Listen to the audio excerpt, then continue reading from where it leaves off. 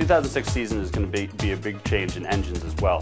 For a while now, they've been using 3-liter V10s, and they're going to be dropping down to 2.4-liter V8s. Not every team has to drop down.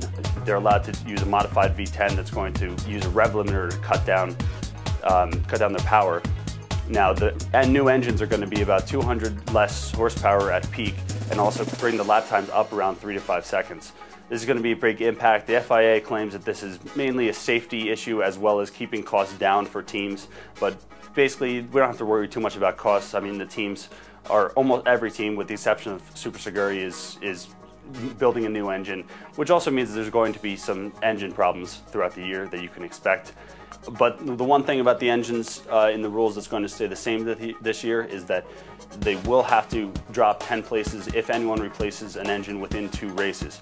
Remember, as the new rule said last year and is still the same this year, an engine has to last for 2 entire weekends, which is a pretty amazing thing for an engine to do, especially since before that they were running, you know, a weekend, maybe even less. Now that's going to be a problem because a lot of these teams weren't doing the V8s, and therefore will be using the modified V10s at some times, which definitely are not as good in performance-wise as the V8s are not as tuned. So it's going to be interesting to see what happens.